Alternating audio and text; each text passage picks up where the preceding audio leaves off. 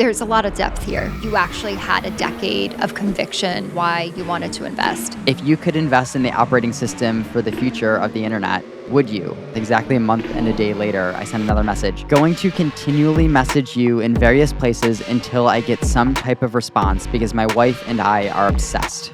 Hey, Josh. Hey, Alex, how's it going? Good, how are you? He was like, okay, there might be another opportunity for you guys to invest. When you feel that level of magic in a product, I started sharing it with people. Did they say no 3 times? I can say it, we can bleep it out, No, don't say it. but it can bleep out. This is a very long bleep. This is kind of where the journey began. This video is sponsored by our good friends at Copper CRM. In this episode today, we are talking about when things don't go your way with angel investing. Not when you lose money, which is what you might think when I say that, but we're talking about when things don't go your way, when you can't invest in a company you really want to.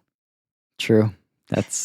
I know you're still wounded from this topic. Yeah. Okay, if anybody follows us like online at all, they know that we have been very vocal in supporting a company. And that company is? Arc Browser. Do you hear the pain in this guy's voice? So much so that people have messaged us, you particularly, to congratulate you when they have a new feature launch. Yeah. Because they think you have invested. Yeah. So much so that when we have like join the wait list or skip the wait list on our website, that someone messaged you and said VC brags. Yeah. So everybody thinks that we have invested in ARC. And the truth of the matter is we have not yet invested, but we are very much trying to. Yes. And this is one of those scenarios where we would love to give this startup our money, but unfortunately, they will not take it at the moment. Yeah. So this is the story of that. So let's start with you finding ARC because this is kind of funny. Oh, yes. How did you hear about this browser? So I have used just about every browser out there to the point of like even the productivity type browsers. So there's browsers that have specifically been built with apps at the core. So like on the sidebar, there is your Gmail and your calendar and Asana and whatever. And they've never really quite fit or worked in the way that I wanted them to. What browsers are these? I can't even think off the top of my head.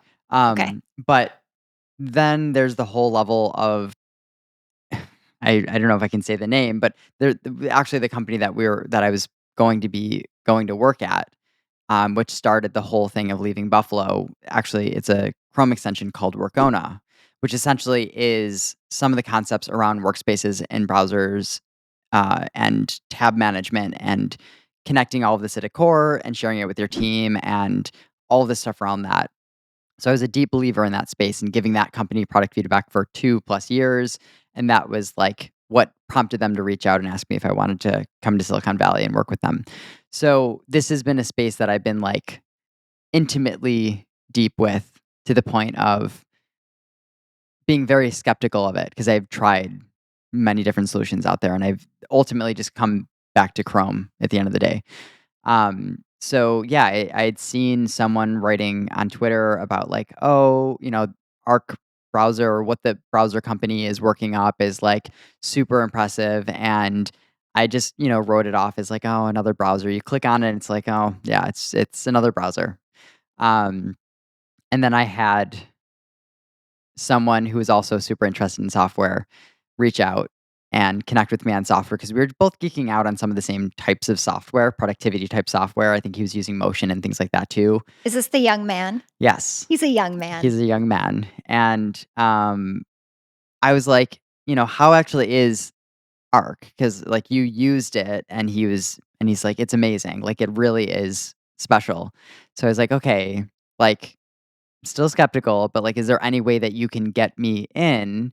Because there's the wait list. And he's like, I've been close with their team, giving tons of feedback. So like, I'll ask them.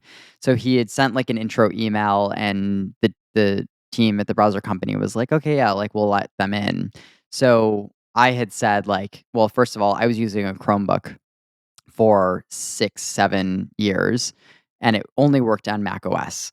So the thing is, I'm like, cool, now I get access to this thing, but I can't even use it on my computer. And I had this whole backstory as to why I was even using ChromeOS. And I'm sure like we can get to it at some point in more of like the future side of this conversation. But I asked them if they could invite my wife, you, and because I said otherwise she would be super jealous. And so they gave you an invite and we had both got on it. I used your computer to sign up for it.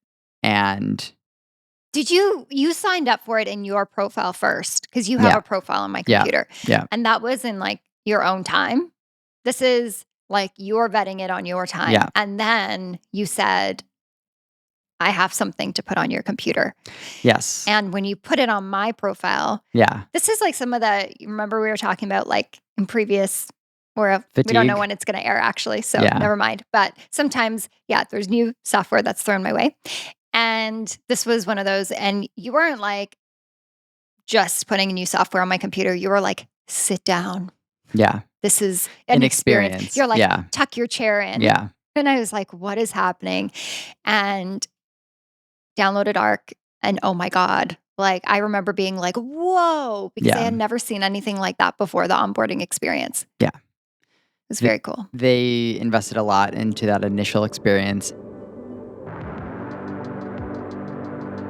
Didn't you say they watched movies? They looked how movies and trailers and things built things up.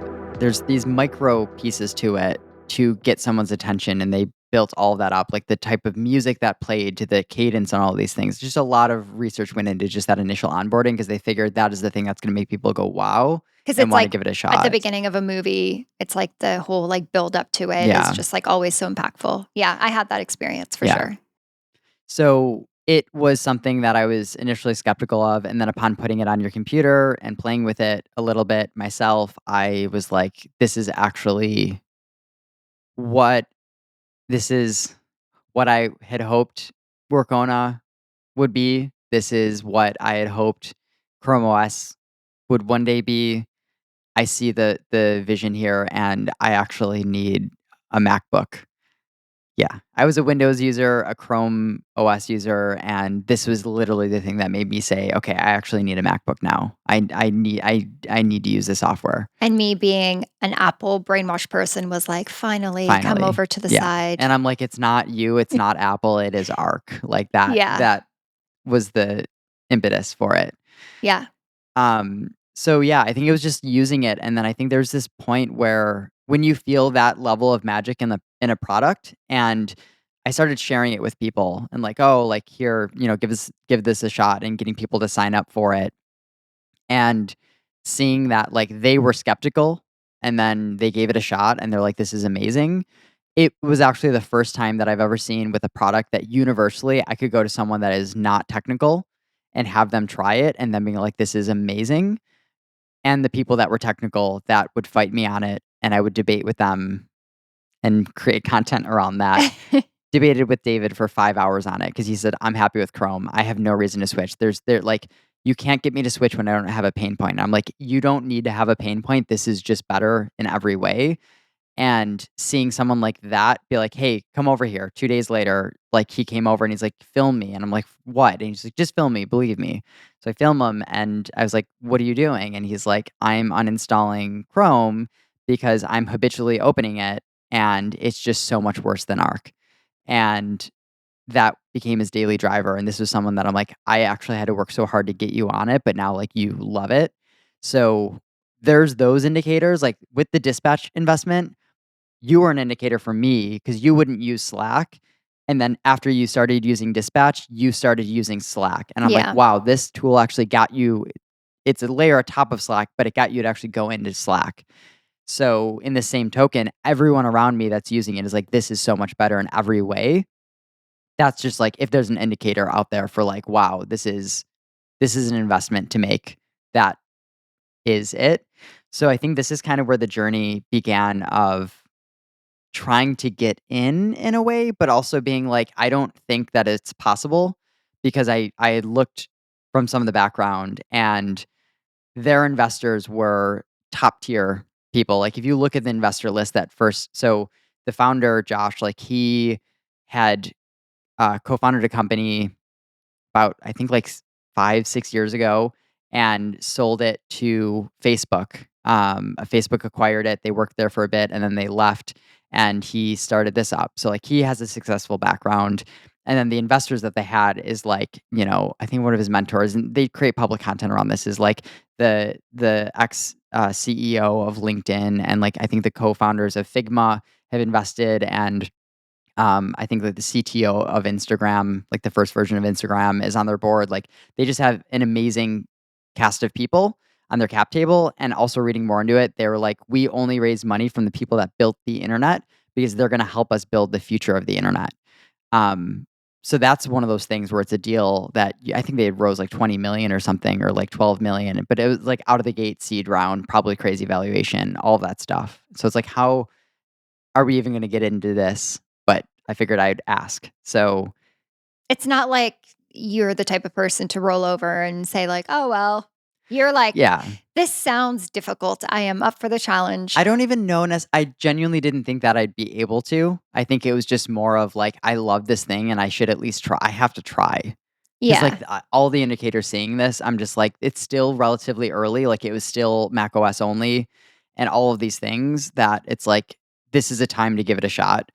Um, And I was going to say, I think you also just genuinely had an appreciation for the product and the team and how they were building. So I think, like you naturally have done for your whole career, you just wanted to also support Yeah. them.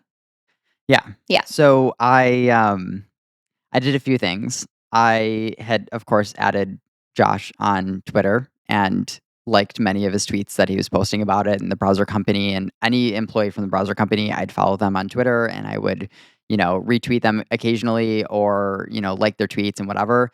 Anytime they release a feature, I would like write a comment in it, like try it in a way, like show I am someone that's supporting this. I'm here for you guys. And I'm just like selflessly supporting. I just love what you're building.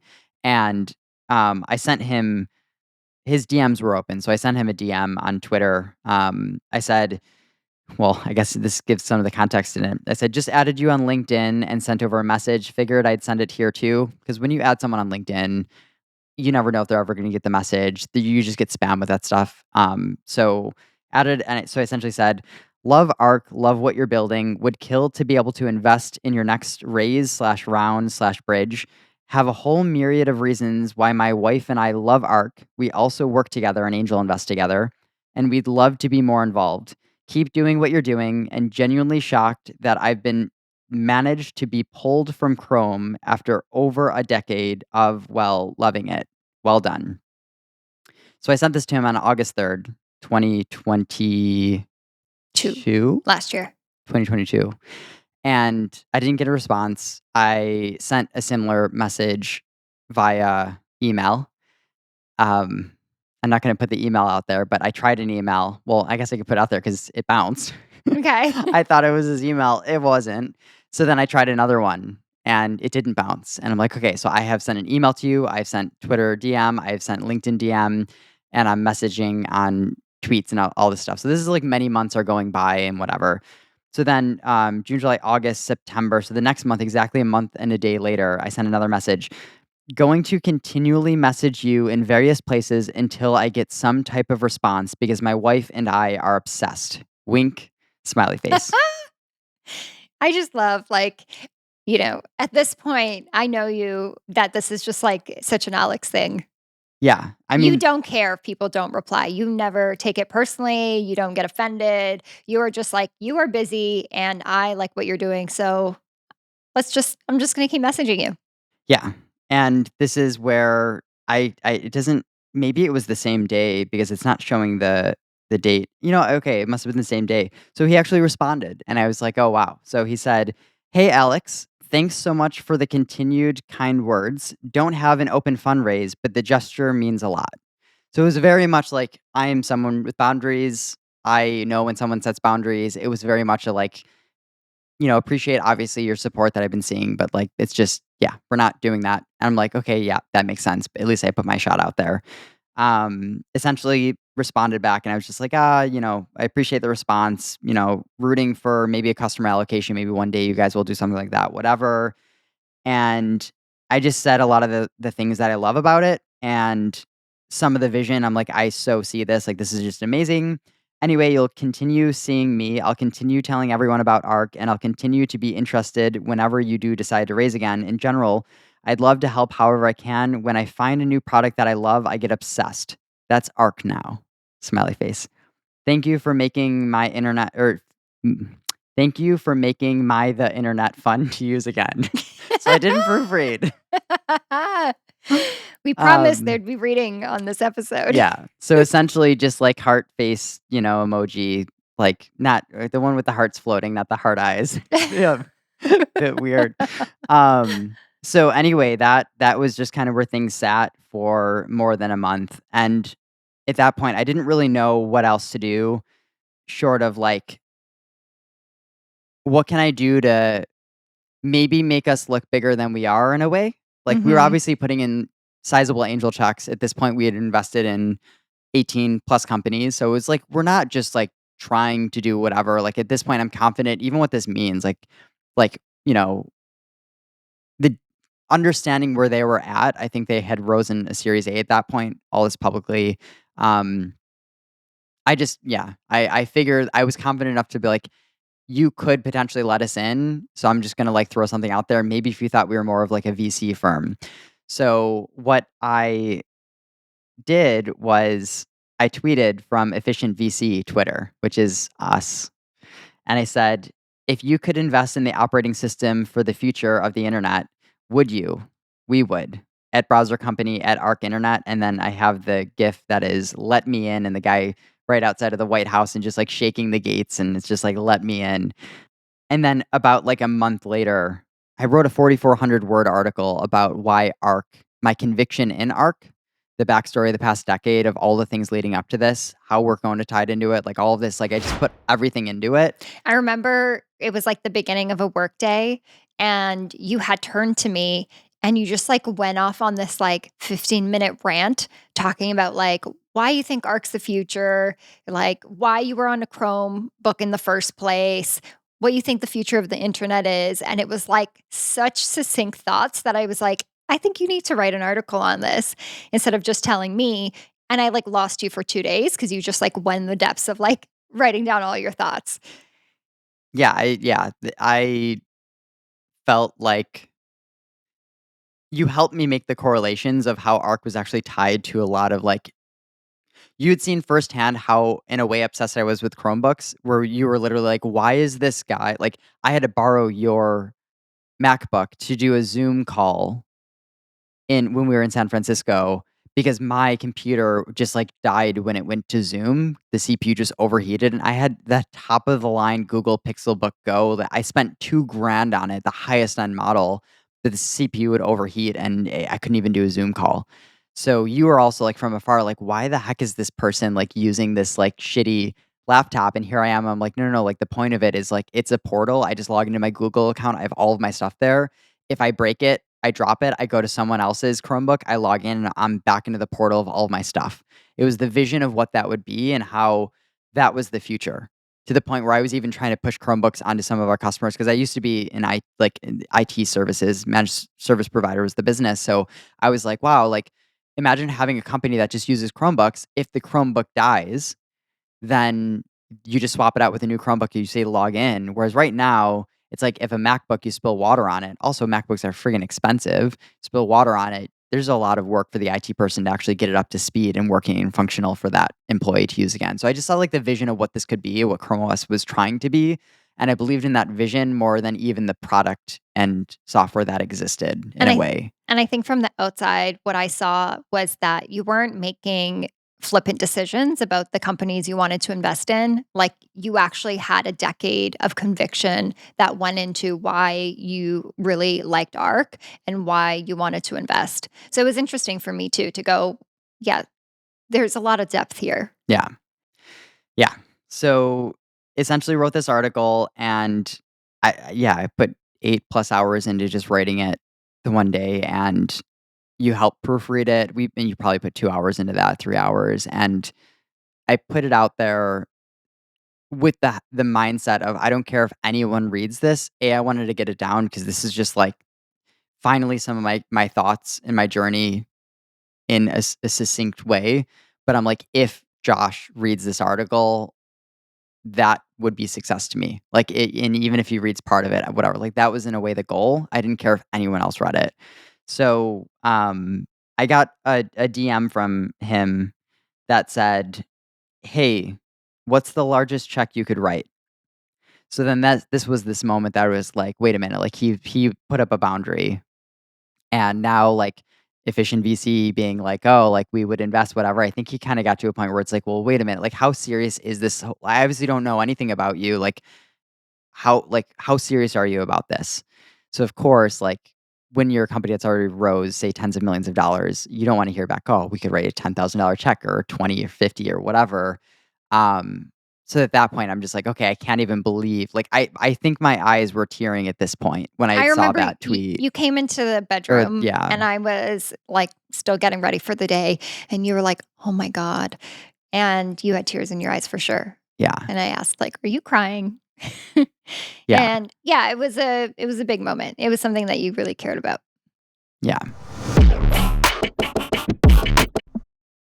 So we literally had to pull our video producer in for this one because this morning you were describing to me about how you were looking for a tool that would help you in your business. And what is the general gist of what you were explaining that you're looking for? Yeah, I mean, I went to you because you like this kind of stuff, and I was just like, man, I have this problem. Like, I have this idea of wanting to like have like almost like a dashboard. I didn't really know the right words to use. Like a dashboard of like different clients that I have, like the ones that are currently active clients, the ones that like are hot leads, and like maybe they've done this or they have paid, they haven't paid. That'd be so cool, right? Yeah, and I was just sitting there with the biggest grin. He's just going and going and explaining all the stuff that he wants, and I just had the biggest grin on my face. And then finally, he stops talking, and I was like, "Okay, so it sounds like you're looking for Copper CRM, and you're literally looking for the thing that we do for businesses." And he's like, "Yeah, but I wanted to like trigger emails to send out at certain times." It's like, "Yep, everything you can do that in Copper." So You're literally describing yeah, a CR. yeah. So Corey, you're gonna go into our link in the Okay. description. You're probably gonna be putting it down there, and you're gonna go check that out. Sign up for Copper, and let us know what you think. Does it work for what you're looking for? I'm down to try it. Cool. So then, I mean, you share because I don't know what Yeah. we can share.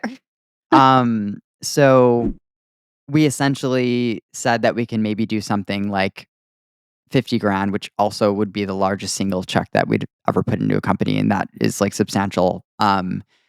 Also knowing that that's not even like enough in a way, and he was just kind of trying to gauge interest, to see maybe if they could do something, maybe not. Um, so then I went to the point of, well, who do I know? I'm sure I can probably say this. So we were at a friend's Halloween party here in Austin, Mhm. and there was our good friend there, John from Stonks. Mhm. Hi, John. Hi, John. He, him and his wife works for Superhuman. We were just geeking out about software, as we typically do, and we had invested in Stonks, so everything like that, whatever. So it was just cool that we are just talking about all this stuff, and then I couldn't help it. I'm just like, I was telling everyone about Arc. I was like, "Have you guys heard about Arc?" Like, "No, what's Arc?" And I was like, "Okay, it's a browser." And they're like, "Oh, okay." And I was like, "No, no, no, like, hear me out." And then I was just explaining the different profiles and how you could jump between work and personal, and how the folders have re-architected the way of like bookmarks, and it's just so much better, and process, like, being able to build out workflows and processes and things like that and share them. And they were kind of intrigued. I showed them parts of the article where I had like GIFs that were showing like jumping between the profiles and how you keep things separate, and some of the widgets and things like that that were kind of baked into it, and then explained the vision that I had seen and everything like that. And I said that, like, we're trying to invest in them, like, and um yeah, they were both super interested, and I was like, "I could send you an invite. I get, like, 5 invites a month that I can use," and, like, "But you, like, of course, I'll give you guys one." So she's like, she's interested, she signs up for it, he signs up for it, and then I was like, "The thing is, I don't know if we can write a big enough check to get in. Like, this is just." So he said, "Oh, like we're always looking for like good startups to like be on stonks or anything like that." He's like, "We could probably do something. Like we could put in a $250,000 check." And I was like, "Really?" Because they would like get their network to invest Yeah, their they could stonks. Yeah. essentially probably be like, "We'll spin up a syndicate Right. of, people, whatever else." So then, of course, like Josh and I, like we had stuff back and forth, and I also don't want to get into the depths of any Yeah. of this Yeah. stuff, but it was just more of like, he didn't know if it was really going to be possible. So then I kind of just like added in, like, okay, so spoke to a friend. If we can get, like, if I can get you like 300 grand of interest, whatever, like coming from us in some way or whatever else. Like, is that something that could work? And of course, Josh is like, that doesn't change anything. Like, appreciate it, like, whatever. But I'm just like, how do I now leverage this conversation that was just had and just been like, we want to get in, like, whatever we can possibly do. And it was a long shot. It was also, I just know that they're very careful of their cap table. You could just see it. Like, Yeah. that's something of their pride, like they're prideful of it and all these things. So you don't wanna just take random checks from random people, but I'm like, maybe I can pull the money thing because we can't do that personally. Um, so then it kinda just went into this whole waiting thing, and he's like, like, I'll see what I can do and whatever else, and it ultimately ended up, like, falling through. And in the interim, like, what we did was we created just, like, tons of content around ARC. Like, we literally took these conversations that we were having with people and recording videos and pushing out these ARC videos on Twitter, and they were getting, like, in some instances, 10, 15,000 views, like, or impressions or whatever else, and some of the videos, like, 4,000 views. Like, our most viral content in our little space of, like, software, it was that, and I think it was just, like, we were just doing everything we can do to support them. We were creating content around it, literally spending our time doing this stuff, spending tens of hours doing this together and pushing it out. Um, and then just continually asking them, like, if there's ever this opportunity. And I think we were literally just their biggest fans, like, in every sense of the word. Did they say no 3 times? Was there a second? Because I can't fully recall. Yeah, well, there was, it kind of had come up again, and it was like, maybe, okay, maybe we can do something. And yeah, I think it was a third time that went through that it was like, just sorry, you can't do it. But he did say, you have been such big supporters that, like, I promise we will get you into our next round. Yeah, So that was the second time. I think so. Yeah. Okay. Yeah. So then some time goes by and Josh invites us to have a call with him. Wait. So we get Oh. an email from him Oh. and no subject line. Ooh. And it was just like, hey, like, I just wanted to say that I appreciate you guys, and, like, I don't even know who you are. Like, let's jump on a call. Yeah. There was something too, like, he had sent, a Twitter message because, of course, like, I'm just like, bummed out that it didn't really work with the investing piece. And then, but there was a point where he didn't respond for a bit, and then he wrote, he's like, sorry, things have been so hectic. Like, I'm not ignoring you, and all these things like that, and whatever. Just spending some family time and things like that, and things are obviously busy. So then, of course, I'm just like, no, that's like, I feel nothing toward, like, you are absolutely busy. I appreciate that you have, like, ever sent me any message like that. Like, you don't have to apologize to me. You should spend time with spending time with your family is more important than talking to me anything. Like, you should focus on you and don't in any way feel any amount of anything. Um, and I think I had said something like, you know, in time, like, we'll develop a friendship. And my mind is like 3, 5, 10 years. Like, I think eventually, like, I don't know. I just kind of feel like I'm fine with playing the long game, even with you, with becoming a friend or just someone that, like, that can help in some way. I don't know. Just literally very open ended. And yeah, and I almost in that message wrote, like, at some point would be so cool to just, like, jump on a call to just, like, talk. I just want to talk about the vision that you have, and just, like, I feel so connected to it, and I just wanted to, like, share in a genuine, like, there's so much passion and conviction that I have. I just want to share it. I just don't even know what, but I just want to like share it. But I didn't. I'm like, no, in the same thing, I'm like, I'm respecting your time, boundaries. Like, if that call happens 2 years from now, I'm fine with that. 3 years, 5 years, whatever. I'm not going to ask for it. I'm just literally going to, like, you do you. And then this was where, like, a month later, again, I think, like, the tears, like, I just got an email from him that was just like, you guys have been, like, selflessly supporting our biggest fans. I just need to know who you are. Would you be open to just jumping, like, on a call? So, of course, yeah. Yeah, it was very much like, yes, whenever, wherever, whatever, like, yes. Yeah, and I remember, like, saying to you, "You've been building the relationship, like, I obviously wanna overhear the call, but I don't want to, like, come up and, like, I just want you guys to have, like, a moment to bond." And I was kind of, like, inserting myself out of the Yeah. picture, and you were like, "Yeah, I guess." And then it was like a phone call that we had with him, and he's just, like, the nicest person, like, he is, and he was like, "Is Andra there?" And I was like, "Yeah, I'm here." And then the 3 of us ended up having most of the chat, and Yeah. he, like, yeah, asked about how we met and It was all it of was that. very Yeah. much like, in a sense, he was like, yeah, like, obviously you guys know a lot about me. Like, I wanna know about you. Like, I don't know who you guys are. Like, all I see is you're just like, you are literally our biggest fans. Who are you? Hey, Josh.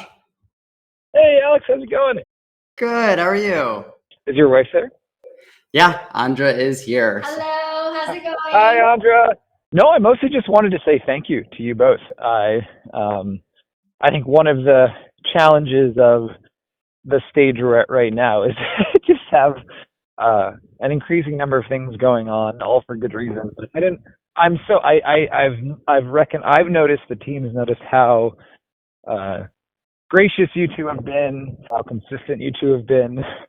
Just you're two of the most supportive people I think in our corner, and Oh. I've been so caught up in everything going on that it's like, you know what, no matter I'm always going to be busy. We're always going to be busy. I want to take a moment just to say thank you to the two of you. And through that conversation, we had I remember he only had 30 minutes and it Mhm. was like 10 minutes left. And he was like, I don't want to talk about investing. And then we were like, no, no, no, we want to talk about that. Yeah. And he was like, okay, there might be another opportunity, or there might be an opportunity for you guys to invest. If we do, like, what kind of round was Well, I it? don't know. It's just more of like we might do something. Yeah. It's Okay. again, it was just this thing of like maybe possibly in a way it's like he's fighting to just try and like give back to like people that he's seen that have like supported them so Yeah. much because he's like it was so heartfelt in that like it was so meaningful to him personally. It was meaningful to his team.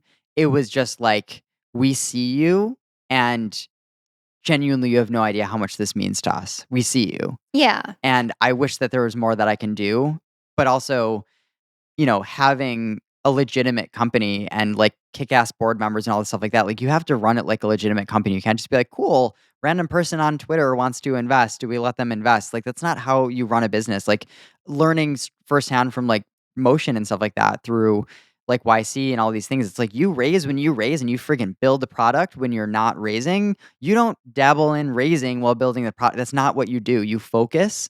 So in a way, I think it was just like we probably just got to him in the sense of like just being selfishly supportive and like I want to do something for you guys. I just don't know what I can. And I'm like, I don't get to just make all of these calls Yeah.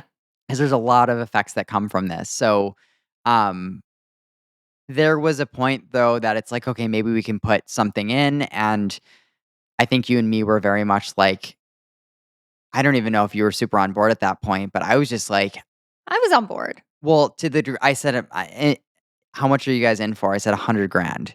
Yeah, I remember that's one of my moments where I was like, that's a lot of money. And I Yeah. went through all my, mini crisis moments of what can be done with that money, et cetera, et cetera. And then I I think I came just, around to it. I think I just felt though that like this opportunity was like almost there. And I Yeah. think I saw how much time you and I were putting into like just supporting and all this stuff that I'm like, this is not a normal scenario. Yeah. And if money can make a difference in this, if we can raise this a bit, also just wanting more of an upside by putting more in, like all these things. And Yeah, and I think there's this level of taking it seriously to some degree because it's like that is a huge percentage of our net worth. Like that's anyone would say that we are crazy for even considering that. But Yeah. yeah. But yeah, so it sounded like we were going to be able to invest again. Mm. And then weeks go by and we don't really hear anything. And I think you had sold some stock because you thought it was coming up. So yeah, there was another thing that had come up. I guess depending on when we release this, I can say this. No, don't say it. But it can bleep out. I can say it, we can bleep it out. Okay. Or yeah. Okay. Okay. Let's remember to bleep it out. That's fine. And we don't even know if we can release this. So if you see this, like, I don't know. It would be really cool to be able to share this. So of course the same week that this potentially came up where it's like, oh, 100 grand, well, to us, they're like, hey, we had something come up where, This is a very long bleep. Okay, well, no, it would be a cut. It would literally. I'm just picturing like just a bleep. No. 2 minutes. So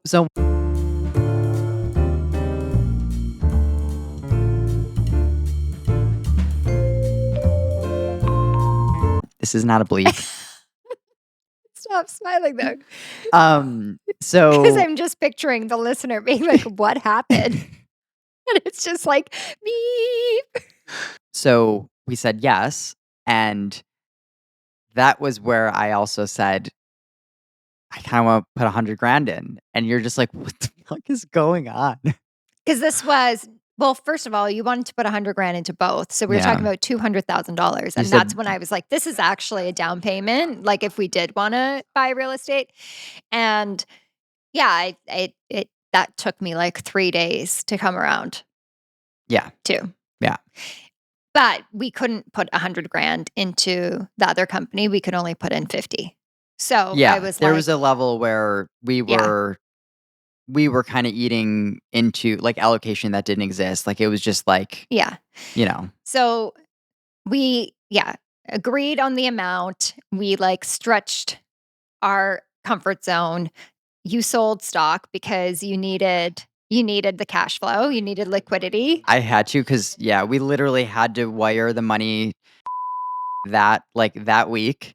Yeah. And then there was no liquid cash at that point. I had to sell 100 grand of safe. Yeah.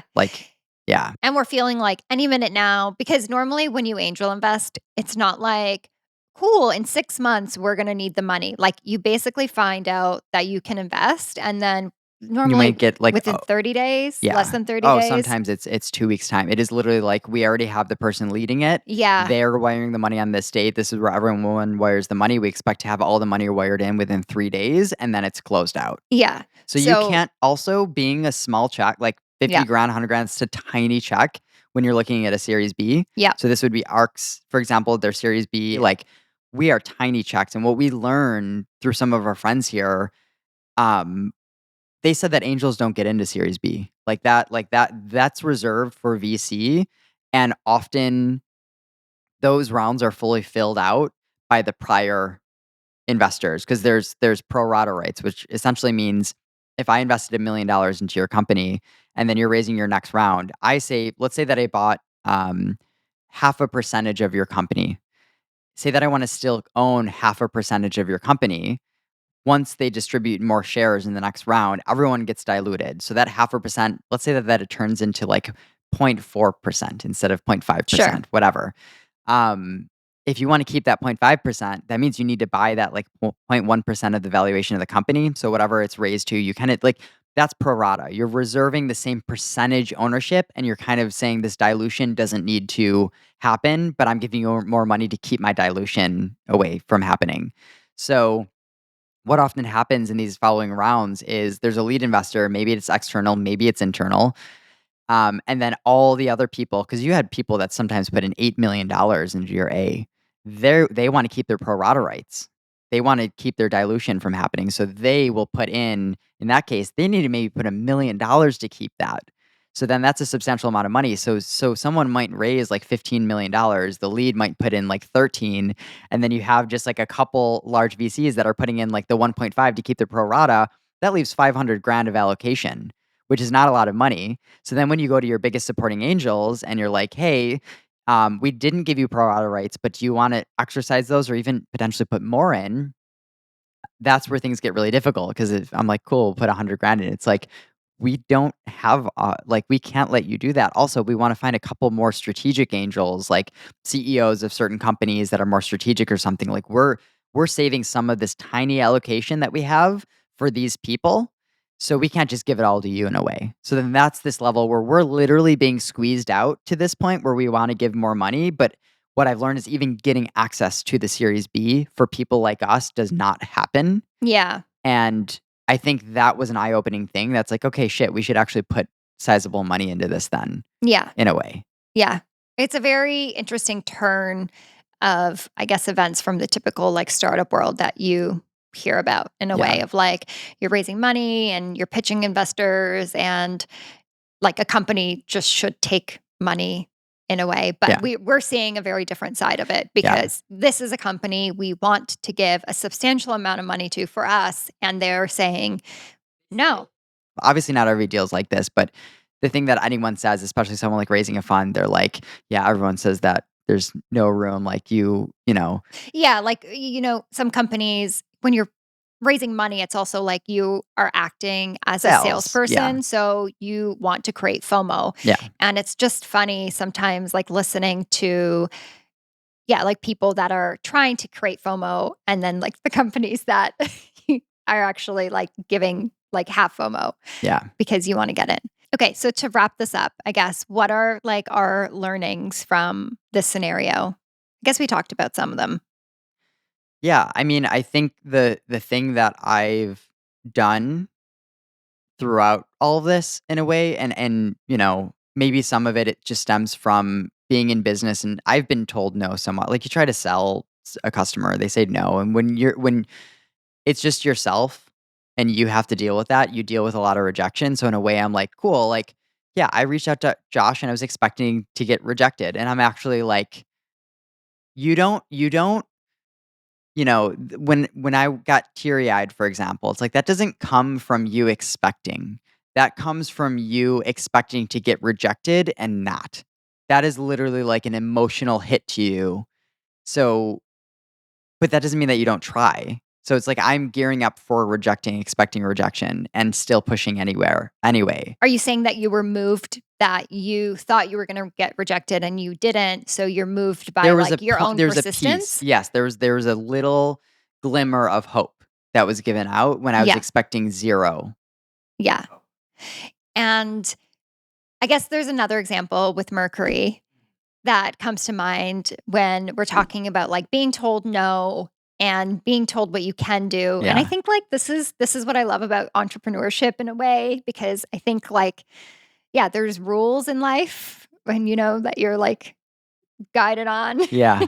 And then there's like everything else. And I think like if you're entrepreneurial, you normally are living in the everything else world, Yeah. and you're trying to kind of, like bend and mold what exists. So with Mercury, which is one of your investments, Yeah. I didn't even know what Mercury was. I wasn't using it at that point. I didn't have any connection to it. So yeah, I know they're not supposed to be called a bank. Okay, so they are a banking technology. They're essentially a technical layer atop of a bank. So they have banking partners, and they're essentially a business bank. Like, Yeah, like we if use you it as need our business business bank. banking Yeah. services, you can use Mercury, or you can use a traditional bank like Chase or something like that. So Mercury essentially partners with the proper bank, and the bank is the custodian of the funds, and Mercury is literally the technology layer atop of it. So I'm, instead of interacting with this really shitty, outdated user interface that is a traditional bank, I'm dealing with a beautifully modern, amazing integration focused interface that just works so beautifully well. That's what Mercury is. So I was using them in this whole myriad. Like, I'm not going to go to the depths of it, but I used almost every single business neobank. Neobank is essentially, was the term of like a technology layer atop of a bank. It's not a bank, that type of thing. I was using all of them. Seed.co, then Aslo, like, they had both gone under. did not lose my money from that. People are so curious about that. I had probably 30 grand sitting in my business bank when Aslo went under, and I didn't lose that money. It's like, cool. Where like, either the acquiring bank gives you an account and then you have your money there, or they'll send you a check for that money and you need to figure out where to send it off to or anything like that. But yeah, then I ultimately found Bank Novo and then Mercury, and I was more impressed with the QuickBooks Online integration with Mercury, which is something that's important if you are doing your accounting and you need your bank transactions to reconcile within your accounting software. So I was just like, okay, they're a modern bank. I also didn't, when I first found them, I was kind of like slightly skeptical because I'm like, it didn't feel like there were necessarily like people behind it. I didn't know what was going on. So yeah, I used them. I transferred all of my funds over to them, and I used them for about a year. And then they did a community round. So through this company called WeFunder, this is like a crowdsourcing thing. So you don't necessarily have to be accredited, but there's, to put a certain amount in, you have to be accredited and all these things like that, whatever.